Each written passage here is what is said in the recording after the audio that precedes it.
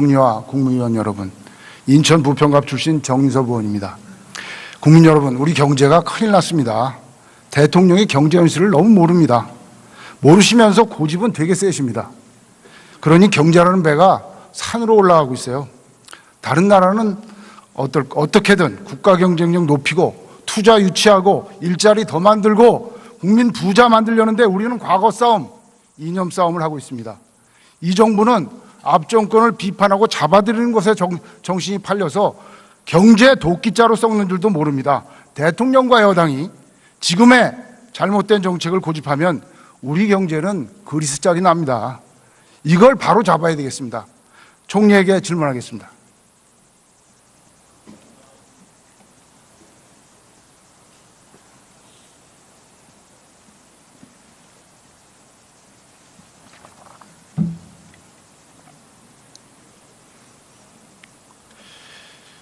예, 총리께서 보시기에 우리나라 경제정책의 컨트롤 타워, 총괄 조정 기능은 어디에 있다고 보십니까? 네, 경제부총리가 총괄하고 있죠. 그렇죠. 정부조직법상에 기재부 장관이 경제 재정정책의 수립, 총괄 조정하도록 돼 있어요. 근데 지금 보면 말이죠.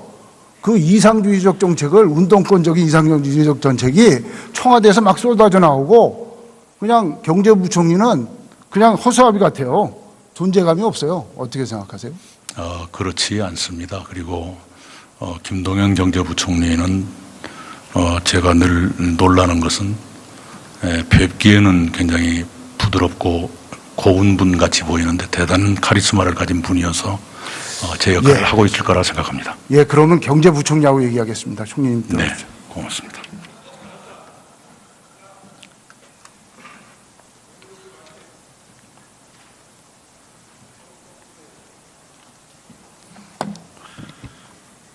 부총리님, 네. 부총리님 그 경제정책조정회의 하십니까?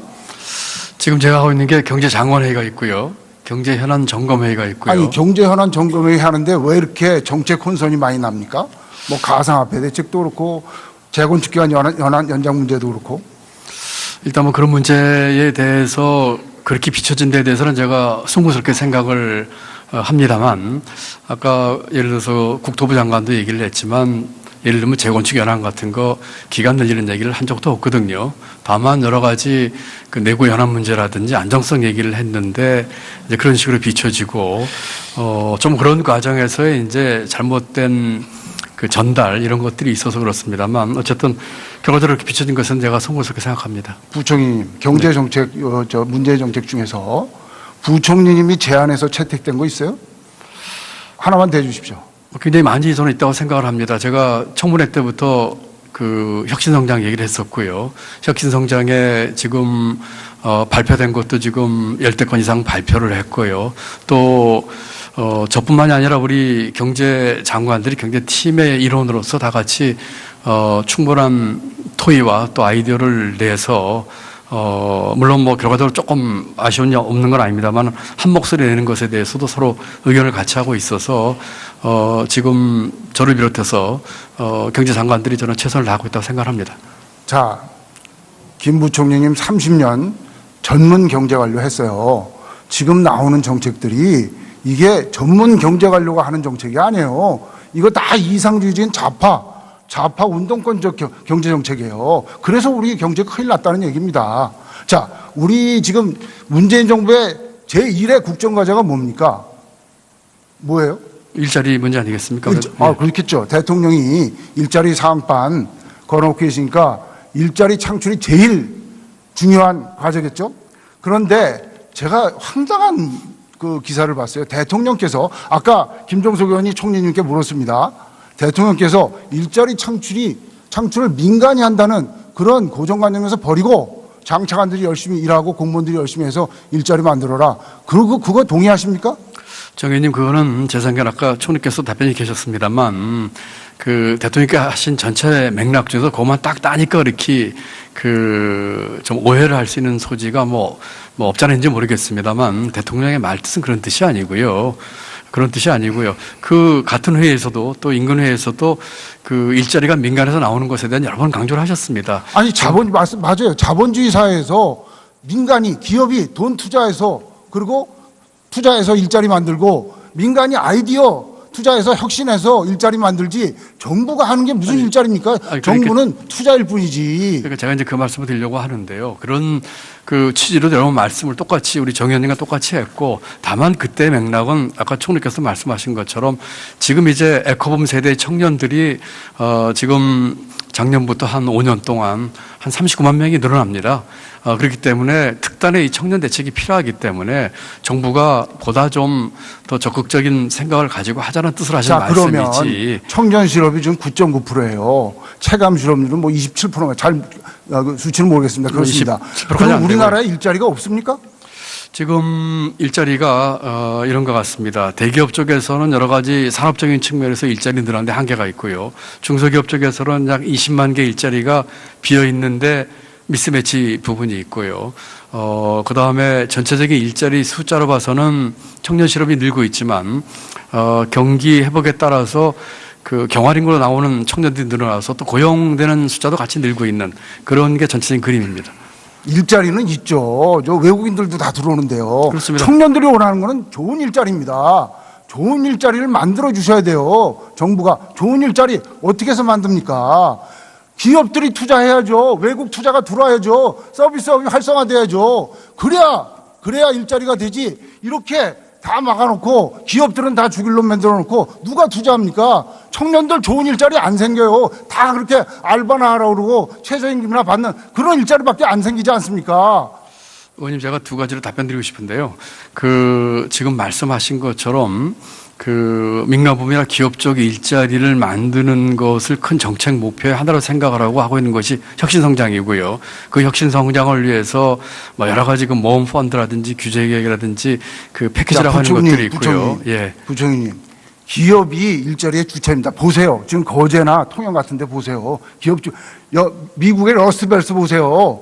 기업이 죽으면 투자도 소비도 없습니다. 기업이 제일 중요한 거예요. 아닙니까? 뭐 그런 쪽에서 동의를 하고선 거기에 대한 정책을 같이 좀 하고 있다는 말씀을 제가 드리는 거죠. 그러면 기업이 왜 현대자동차가 우리나라에 21년째 공장을 안 짓습니까? 그리고 외국 투자가 우리나라는 100억 불인데 홍콩은 1000억 불이고 싱가포르는 600억 불밖에 안 됩니까? 우리나라가 투자 여건이 안 좋다는 거 아니에요? 지난번에 그 뭐 특정 기업자가 얘기하는 거는 좀 적당치 않아서 그렇습니다만 갔던 기업 중에는 지금 금년 또 앞으로 5년 동안에 2단위 이상의 투자를 하겠다는 계획을 밝힌 것도 있었고요.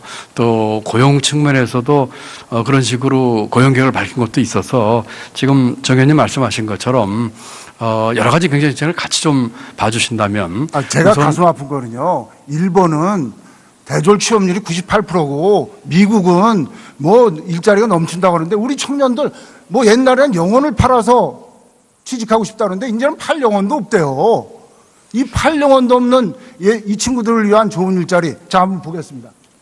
그 마크롱 얘기 안 할 수가 없어요. 마크롱이 영국 이코노미스트지가 2017년도 올해의 나라로 프랑스를 지적했습니다. 왜? 프랑스가 환골탈퇴했어요. 독일 하르츠 개혁을 모방해서 노동개혁했죠. 규제개혁했죠. 법인세 인하했어요. 그리고 1월 22일 날 베르사유에서 마크롱이 뭐랬어요? Choose France. 프랑스를 선택하라. 그래가지고 그날 4조 7천억인가 투자 약속했어요. 구글, 페이스북, 도요다한테. 그런데 1월 22일 우리는 뭐가 있었냐? 타임스퀘어에 문재인 대통령 생일 광고 났어요. 그랬더니 문재인 대통령이 지지자들한테 참 고맙다고 했어요. 참 낭만적이죠. 낭만적인데, 자, 김동연 부총리, 프랑스에 투자하겠습니까? 대한민국에 투자하겠습니까? 이런 경우에. 무슨 말씀이 치는지 알겠고 또 마크롱 대통령이 하고 있는 것도 제가 잘 알고 있습니다. 그리고 저희 외국의 경우를 우리하고 뭐 직접적으로 비교하는 것이 꼭 맞지는 않을 수도 있는 것이죠. 우리 사정에 맞게끔 해야 되는 것인데, 자, 이렇게 생각하시면 어떠실까 싶습니다. 지금 의원님 말씀하신 그런 부분에 충분히 동의해서 하려고 하는 것이 전체적인 혁신 성장의 큰 틀입니다. 소득주도 성장이나 사람에 대한 투자는 우리가 지속 가능한 경제로 가기 위해서 갖고 있는 경제사회 구조적인 문제를 해결하자고 하는 것이거든요. 이 두 가지가 조롭게 같이 가야 되겠다고 하는 것이 저희 생각입니다. 물론 의원님이 말씀하신 그것도 맞는 말씀이시고 그렇지만 거기에 대해서도 저희가 충분하게 정책적인 방점을 게 아니에요. 예, 두고 있다는 말씀입니다. 근데 이게 국제적인 트렌드가 글로벌 스탠다드고 글로벌 트렌드가 있잖아요. 아니 아베도 2013년 12월에 일본이 돌아왔다고 선언했어요. 그리고 일본으로 오라 그러고 미국에 트럼프 미국에 투자해 다 도와주겠다 이렇게 분명히 얘기해요. 우리는 언제 대한민국에 투자해? 지금 하는 정책은요 기업들 보고 다 대한민국에서 떠나라 이런 거예요. 보세요. 탈원전에서 전기세 올리죠. 최저임금 올리죠. 각종 규제 다 있죠. 강성노조 있죠. 법인세 올리죠. 누가 투자하겠습니까? 나가라는 얘기 아니에요. 그런데 어떻게 청년들한테 좋은 일자리가 생깁니까? 의원님 그런 문제가요. 굉장히 구조적이지 않습니까? 그러니까 그 정부도 그렇고 정치권도 그렇고 의원님도 같이 좀 이해를 해주시고 저는 도와주셔야 한다고 생각을 합니다. 우리가 갖고 있는 이 문제 진단에 대해서 같이 논의하고 지금 의원님 말씀하신 것 중에 제가 충분히 같이 동감을 하는 정책도 있고요. 또 지속 가능한 경제를 위해서 우리가 구조적으로 풀어야 될 문제도 있고요. 또 기업에 대해서 공정한 경제를 위해서 기업이 고쳐야 될 점도 있고요. 대기업 얘기입니다. 그리고 또 대기업들이 이 글로벌 경쟁에서 이기기 위해서 우리가 또 해야 되는 규제 개혁도 있는 이런 것들이 종합적으로 있는 것들이거든요. 그래서 같이 좀 힘을 모아주셨으면 합니다. 그래요. 제가 부총리님한테 조르는 건 아니고 이 정부의 기업에 대한 인식 때문에 그러는 거예요. 제가 깜짝 놀란 게 전번에 이제 경청 부회장이 비정규 정직화에 대해서 중소기업에 부담이 많다. 그러니까 청와대에서 뭐라고 그랬느냐? 대들지 말고 반성이나 해. 무슨 뜻이냐? 너희는 적폐고 나는 옳은 사람이야. 그러니까 내 말대로 해. 이런 아무리 국민 지지가 높다고 그래도 이렇게 간땡이가 무게 부어서 국민들한테 합니까? 그리고 저기에 앉아 계신 산자부 장관님은 병방이 최저임금 이렇게 올리고 그러면 해외로 나가겠다. 그러니까 자제하라. 아니 자제하란다고 그 사람들이 자제합니까? 여건이 안 좋으면 나가요. 손흥민 보고 잉글리시 프리미어에서 뛰지 말고 K리그에 와서 뛰라. 그럼 뜁니까? 여건을 만들어줘야 뛰지? 안 그래요? 특정 기업에 제가 예를 드는 거는 적절치 않은 것 같아서 그렇지만 그런 기업들이 해외 나가겠다는 게 꼭 최저임금 문제 때문에 그런 건 아닌 거로 제가 알고 있고요. 그리고 아까 의원님도 여쭤보시고 총리께서도 경제 컨트롤이라고 말씀을 하셨는데 제가 청문회 때부터 지금까지 계속해서 기업들에 대한 영업 활동에 대한 또 기업들을 기살리기 위한 일관되게 해왔습니다. 그렇다면은 제가 대기업, 중소기업, 중견기업 할 것 없이 기업 규모에 상관없이 우리 경제에 대해서 기업의 역할과 혁신 성장의 축으로서 얘기를 계속 해왔던 거거든요. 그런데 좀 힘을 못 해주시고 같이 좀 도와주시는 그런 실험 부총리님 지난주에 중국 갔다 오셨죠? 그렇습니다. 거기서 중간층 갔다 오셨죠? 그렇습니다. 중국의 실리콘밸리. 예. 거기 가셨을 때 무슨 얘기 들으셨는지 모르겠지만 경청 회장이랑 상공회의소 회장이랑 뭐라고 그랬어요? 한국의 투자 환경은 중국보다 자유롭지 못하다. 이거 인정하십니까? 두 분 회장이 무슨 맥락으로 그런 얘기 하셨는지 모르겠지만 그렇게 이리적으로 얘기할 성격은 아니라고 생각합니다. 그러면 중간층 가셔서 보신 느낌은 뭐예요? 중강촌을 갔더니 저는 거기서 예고 없이 가서 창업하는 청년들을 만나고 싶었습니다. 두 가지 이유였었는데 하나는 우리에게 주는 창업과 혁신 성장에 대한 시사점이었고요. 두 번째로는 교육에 대한 문제였습니다. 아까 청년 실업 문제 하시는데 구조적인 원인 중에 하나가 우리 교육의 동질성 문제거든요. 아까 미스매치가 중소기업에서 20만 개 나오는데 동질한 교육받은 젊은이들이 가고자 하는 그러한 지향점에 뭐라고 할까요? 통일성 때문에 생기는 미스매치가 많은 거거든요. 그런데 중국이 1년에 한 800만 명 대학 졸업자가 나오는데 그중에 300만 이상이 창업을 꿈꾼다고 해서 교육 제도라든지 창업으로 관련 동기 이 두 가지를 보기 위해서 갔는데 그러니까 우리나라도 젊은이들이 그렇게 중국처럼 창업할 수 있는 그런 열의를 가질 수 있도록 그렇습니다. 조건을 마련을 해 주셔야죠. 그렇게 마련하기 위해서 하는 것이 지금 혁신 성장 중에서 혁신 성장 생태계 조성이고 인프라를 까는 것입니다. 거기에 우리 청년들에게 모범 자본을 내주고 또 창업에 실패했을 때 안전망 해주고 하는 그런 생태계 조성하는 것이 제가 추진하는 방향입니다. 부총리님하고 저하고 이게 생각이 같은지 모르겠는데 우리나라 경제에서 가장 심각한 적폐가 뭐라고 생각하십니까? 저는 조금 어떻게 들으실지 모르겠습니다만 구조적으로 보면은 우리 보상 체계의 잘못된 것을 저는 보상 개인적으로 체계요? 꼽습니다. 예, 꼽습니다. 보상 체계라고 그러셨나요? 그렇습니다. 무슨 보상 체계? 예를 들면은 우리가 그 학생들은 전부 인류대학 가야 되고 또 좋은데 대기업 취직해야 되고 그다음에 그러한 보상 체계를 짜여진 기득권 문제들 이런 것들에 대해서 우리가 나름대로 개선하지 않으면은 우리 경제 지속 가능 발전에 있어서 구조적인 문제가 있다고 생각을 해서 지금 기득권 얘기 잘하셨어요. 네. 기득권 제일 누리는 데가 어디냐면 강성 귀족 노조예요. 이 사람들이 기업 투자 다 막고 있어요. 좋은 일자리 이 사람들 때문에 창조가 안 돼요. 우리나라 자영업자 많습니다. 왜 자영업자가 많은 줄 알아요? 그런 좋은 일자리가 없어서 자영업을 하는 거예요. 좋은 일자리가 있으면 왜 자영업 합니까? 거기 가서 일하지? 그러니까 좋은 일자리 이거를 만들려면은 노동계 기득권층 이거 깨야 돼요. 이거 민주당 정부가 저희보다 더 잘할 수 있어요. 노동개혁은 더 잘해줄 수 있어요. 지금 보세요. IMF, OECD 연례보고서에서 뭐라고 공고했어요? 우리나라는 노동시장을 유연화해야 되고 규제개혁해야 되고 국가재정이 적극적 역할을 해야 한다. 그러면 맨 처음 나오는 게 뭐예요? 노동시장 개혁하라는 거예요. 이거 해줘야 됩니다. 이거 안 하면 좋은 일자리 절대 안 생기고 해외 투자 안 들어오고 국내 대기업 투자 안 해요. 어떻게 생각하십니까? 노동개혁. 좋은 일자리를 만들기 위해서 아까 여러 번 말씀드린 여러 가지 혁신과 관련 노력을 통해서 만드는 것도 필요하고요. 지금 의원님 말씀하신 것처럼 노동시장의 구조적인 개선 문제도 저희가 눈여겨봐야 될 부분인데 말씀하신 것처럼 노동시장의 유연성 문제도 중요한 포인트입니다. 궁극적으로 가야 되겠죠. 그렇지만 지금 우리 노동시장 구조가 안정성이 지나치게 떨어지는 상태입니다. 어느 정도의 안정성의 확보가 좀 전제가 돼야 되겠고요. 그것이 어느 정도 된 뒤에는 이제 유연성 문제를 포함한 노동시장 구조 개선을 위한 사회적 타협과 같은 빅들이 있어야 된다고 생각합니다. 당연히 사회적 안전망 해야 되겠죠. 그러나 이번에 다보스 포럼에서 유럽 경영대학원이 발표한 자를 보니까요. 우리나라 노사관계가 119개국 중에 116이래요.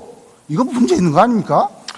이 정도라면? 지금 예를 들어서 이제 금년에 저희가 노동시장의 안정성 확보를 위해서 이제 실업급여를 올리는 수준이나 실업급여 기간을 늘렸습니다만, 우리가 갖고 있는 현행 제도로서 그와 같은 노동시장 구조 개선 문제를 하기에는 안정성 문제에서 너무 떨어지기 때문에 이런 것들이 사회적 갈등으로 심화되면서 문제 해결에 굉장히 먼 길이 있습니다. 그렇기 때문에 제가 말씀드린 것처럼 실업급여 문제라든지 또는 여러 가지 전직 훈련, 사회 안전망 이런 것들에 대한 안정성 확보가 어느 정도 하면서 결국은 이제 유연성과 같이 이렇게 사회적 타협을 볼 수 있는 그런 길로 가는 그런 개혁으로 가야 될 것입니다. 노동개혁 어려워요. 수술해요. 지금처럼 이렇게 대증요법으로 악가진기 바르는 게 하지 마시고 수술해 주세요. 수술해 주면 경제 다시 할 수 있고 일자리 생깁니다. 젊은 애들을 위해서 부탁합니다. 수고하셨어요. 예, 감사합니다.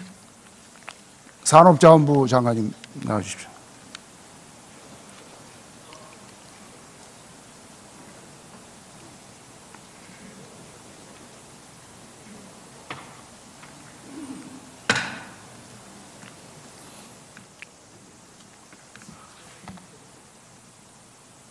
장관님, 어제 전력 수요가 8,762kW였어요.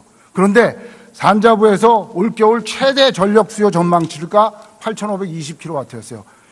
200kW 어제가 더 높았어요. 그러니까 산자부에서 이거 전력 수요 감축 지시를 기업한테 내렸어요. 그게 이번 겨울에 벌써 8번째예요.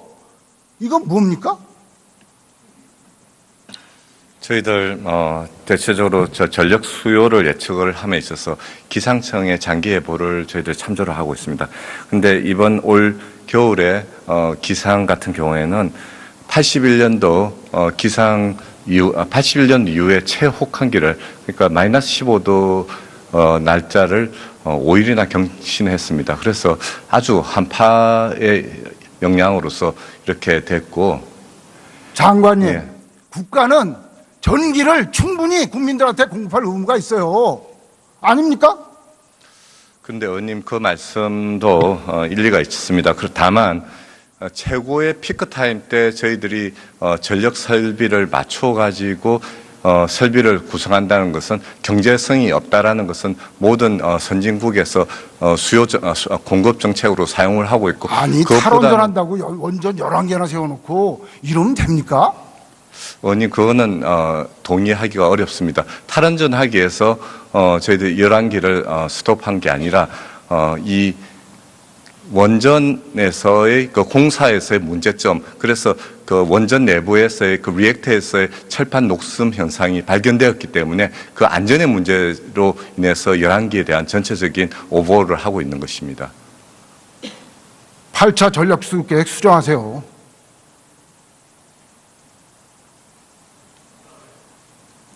자, 원전 그 수출하러 가서 외국에 가서 무어사이드 원전 계약하고 오셨죠? 그렇죠? 네, 우선 협상 대상자로서 사인했습니다. 했죠. 그럼 우리한테 물어볼 거 아니에요? 너네는 왜 원전 안 하려고 그러냐고. 왜 안 한다고 그러셨어요? 뭐 그런 질문은 없었습니다만. 당연히 없었겠지만 그 사람들이 묻는다면. 대체적으로 원전을 수출하는 미국이나 일본이나 프랑스 같은 경우에도 전체적인 원전을 지금 짓지 않더라도 수출에 대한 것은 또 다르게 하고 있기 때문에 거기에 대한 이 다른 나라에서의 질의는 없었고 걱정도 그렇게 크지 않았습니다. 아, 위험해서 안 진다는 얘기 안 해요? 본인들이? 저 장관님 그거 안 하셨어요? 국내에서는 다 그렇게 얘기하면서 밖에 나가서는 안 하시는구나. 아닙니다. 국내에서는 원전이 워낙 밀집 지역이고 저희들이 국토가 작고 그리고 또 사용 후 핵연료에 대한 보관 장소 이런 여러 가지 문제, 그리고 지진에 대한 문제 때문에 우리나라에서 원전을 건설하지 못한다는 것은 충분히 다른 나라에서도 이해를 지금 하고 있습니다. 예, 수고하셨습니다. 마무리하겠습니다.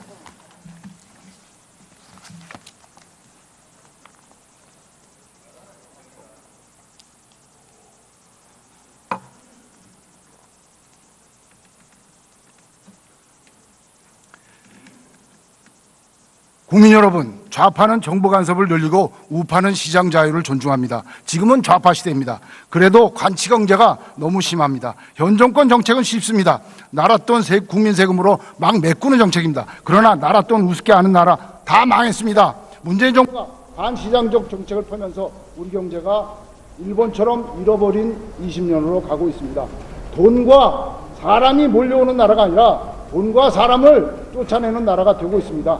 이러한 좌파 정책과 싸우겠습니다. 경청해 주셔서 감사합니다. 총리와 국무위원 여러분, 인천 부평갑 출신 정인섭 의원입니다. 국민 여러분, 우리 경제가 큰일 났습니다. 대통령이 경제 현실을 너무 모릅니다. 모르시면서 고집은 되게 세십니다. 그러니 경제라는 배가 산으로 올라가고 있어요. 다른 나라는 어떻게든 국가 경쟁력 높이고 투자 유치하고 일자리 더 만들고 국민 부자 만들려는데 우리는 과거 싸움, 이념 싸움을 하고 있습니다.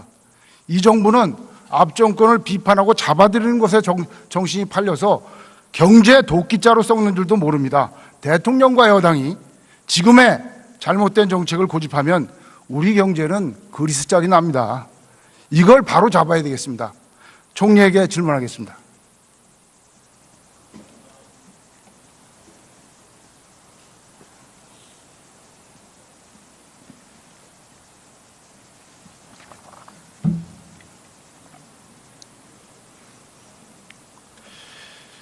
예, 총리께서 보시기에 우리나라 경제정책의 컨트롤 타워, 총괄 조정 기능은 어디에 있다고 보십니까? 네, 경제부총리가 총괄하고 있죠. 그렇죠. 정부조직법상에 기재부 장관이 경제 재정정책의 수립, 총괄 조정하도록 돼 있어요. 근데 지금 보면 말이죠.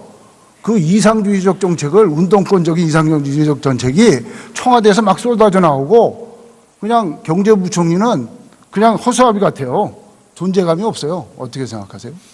그렇지 않습니다. 그리고 김동연 경제부총리, 이 경제 장관들이 경제팀의 일원으로서 다 같이 충분한 토의와 또 아이디어를 내서 물론 뭐 결과적으로 조금 아쉬운 점 없는 건 아닙니다만 한 목소리 내는 것에 대해서도 서로 의견을 같이 하고 있어서 지금 저를 비롯해서 경제 장관들이 저는 최선을 다하고 있다고 생각합니다. 자, 김 부총리님 30년 전문 경제 관료 했어요. 지금 나오는 정책들이 이게 전문 경제 관료가 하는 정책이 아니에요. 이거 다 이상주의적인 좌파 운동권적 경제 정책이에요. 그래서 우리 경제 큰일 났다는 얘기입니다. 자, 우리 지금 문재인 정부의 제1의 국정과제가 뭡니까? 뭐예요? 일자리 문제 아니겠습니까? 그렇겠죠. 대통령이 일자리 사항반 걸어놓고 계시니까 일자리 창출이 제일 중요한 과제겠죠. 그런데 제가 황당한 그 기사를 봤어요. 대통령께서 아까 김종석 의원이 총리님께 물었습니다. 대통령께서 일자리 창출을 민간이 한다는 그런 고정관념에서 버리고 장차관들이 열심히 일하고 공무원들이 열심히 해서 일자리 만들어라. 그거 동의하십니까? 정 의원님, 그거는 제 생각엔 아까 총리께서 답변이 계셨습니다만 그 대통령께 하신 전체 맥락 중에서 그것만 딱 따니까 이렇게 좀 오해를 할 수 있는 소지가 뭐 없지 않은지 모르겠습니다만 대통령의 말뜻은 그런 뜻이 아니고요. 그런 뜻이 아니고요. 그 같은 회의에서도 또 인근회의에서도 그 일자리가 민간에서 나오는 것에 대한 여러 번 강조를 하셨습니다. 아니 맞아요. 자본주의 사회에서 민간이 기업이 얘는 제가 늘 놀라는 것은 뵙기에는 굉장히 부드럽고 고운 분 같이 보이는데 대단한 카리스마를 가진 분이어서 제 역할을 하고 있을 거라 생각합니다. 예, 그러면 경제부총리하고 얘기하겠습니다. 총리님. 네, 고맙습니다.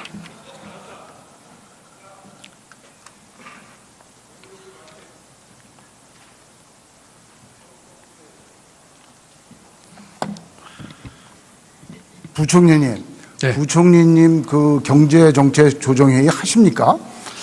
지금 제가 하고 있는 게 경제장관회의가 있고요. 경제현안점검회의가 있고요. 아니 경제현안 점검회의 하는데 왜 이렇게 정책 혼선이 많이 납니까? 뭐 가상화폐 대책도 그렇고 재건축기간 연장 문제도 그렇고. 일단 뭐 그런 문제에 대해서 그렇게 비춰진 데에 대해서는 제가 송구스럽게 생각을 합니다만 아까 예를 들어서 국토부 장관도 얘기를 했지만 예를 들면 재건축 연한 같은 거 기간 늘리는 얘기를 한 적도 없거든요. 다만 여러 가지 그 내부 연한 문제라든지 안정성 얘기를 했는데 이제 그런 식으로 비춰지고 좀 그런 과정에서의 이제 잘못된 그 전달 이런 것들이 있어서 그렇습니다만 어쨌든 결과적으로 이렇게 비춰진 것은 제가 송구스럽게 생각합니다. 부총리님, 경제정책 문제 정책 중에서 부총리님이 제안해서 채택된 거 있어요? 하나만 대주십시오. 굉장히 많이 저는 있다고 생각을 합니다. 제가 청문회 때부터 그 혁신성장 얘기를 했었고요. 혁신성장에 지금 발표된 것도 지금 10대 건 이상 발표를 했고요. 또 저뿐만이 아니라 우리 최저임금이나 받는 그런 일자리밖에 안 생기지 않습니까? 의원님, 제가 두 가지로 답변드리고 싶은데요. 그 지금 말씀하신 것처럼 그 민간부문이나 기업 쪽 일자리를 만드는 것을 큰 정책 목표의 하나로 생각을 하고 있는 것이 혁신성장이고요. 그 혁신성장을 위해서 뭐 여러 가지 그 모험 펀드라든지 규제 개혁이라든지 그 패키지라고 하는 것들이 있고요. 부총리님, 기업이 일자리의 주체입니다. 보세요. 지금 거제나 통영 같은 데 보세요. 미국의 러스트벨트 보세요. 기업이 죽으면 투자도 소비도 없습니다. 기업이 제일 중요한 거예요. 아닙니까? 뭐 그런 쪽에서 동의를 하고선 거기에 대한 정책을 같이 좀 하고 있다는 말씀을 제가 드리는 그러면 거죠. 예. 기업이 왜 현대자동차가 우리나라에 21년째 공장을 안 짓습니까? 그리고 외국 투자가 우리나라는 100억 불인데 홍콩은 1000억 불이고 싱가포르는 600억 불밖에 안 됩니까? 우리나라가 투자 여건이 안 좋다는 거 아니에요? 지난번에 그 뭐 특정 기업자가 얘기하는 거는 좀 적당치 않아서 그렇습니다만 갔던 기업 중에는 지금 금년 또 앞으로 5년 동안에 2단위 이상의 투자를 하겠다는 계획을 밝힌 것도 있었고요. 또 고용 측면에서도 그런 식으로 고용 계획을 밝힌 것도 있어서 지금 정 의원님 말씀하신 것처럼 여러 가지 경제 정책을 같이 좀 봐주신다면 제가 가슴 아픈 거는요. 일본은 대졸 취업률이 98%고 미국은 뭐 일자리가 넘친다고 하는데 우리 청년들 뭐 옛날엔 영혼을 팔아서 취직하고 싶다는데 이제는 팔 영혼도 없대요. 이 팔 영혼도 없는 투자해서 그리고 투자해서 일자리 만들고 민간이 아이디어 투자해서 혁신해서 일자리 만들지 정부가 하는 게 무슨 일자리입니까? 정부는 투자일 뿐이지. 그러니까 제가 이제 그 말씀을 드리려고 하는데요. 그런 그 취지로 여러분 말씀을 똑같이 우리 정 의원님과 똑같이 했고 다만 그때 맥락은 아까 총리께서 말씀하신 것처럼 지금 이제 에코붐 세대의 청년들이 지금 작년부터 한 5년 동안 한 39만 명이 늘어납니다. 그렇기 때문에 특단의 이 청년 대책이 필요하기 때문에 정부가 보다 좀 더 적극적인 생각을 가지고 하자는 뜻을 하신 자, 그러면 말씀이지. 청년 실업이 지금 9.9%예요. 체감 실업률은 뭐 27%가 잘 수치는 모르겠습니다. 그렇습니다. 27%까지 안 그럼 되고요. 우리나라에 일자리가 없습니까? 지금 일자리가 이런 것 같습니다. 대기업 쪽에서는 여러 가지 산업적인 측면에서 일자리 늘어나는데 한계가 있고요. 중소기업 쪽에서는 약 20만 개 일자리가 비어 있는데 미스매치 부분이 있고요. 그 다음에 전체적인 일자리 숫자로 봐서는 청년 실업이 늘고 있지만 경기 회복에 따라서 그 경활인구로 나오는 청년들이 늘어나서 또 고용되는 숫자도 같이 늘고 있는 그런 게 전체적인 그림입니다. 일자리는 있죠. 저 외국인들도 다 들어오는데요. 그렇습니다. 청년들이 원하는 거는 좋은 일자리입니다. 좋은 일자리를 만들어 주셔야 돼요. 정부가 좋은 일자리 어떻게 해서 만듭니까? 기업들이 투자해야죠. 외국 투자가 들어와야죠. 서비스업이 활성화돼야죠. 그래야 일자리가 되지. 이렇게 다 막아놓고 기업들은 다 죽일 놈 만들어 놓고 누가 투자합니까? 청년들 좋은 일자리 안 생겨요. 다 그렇게 알바나 하라고 그러고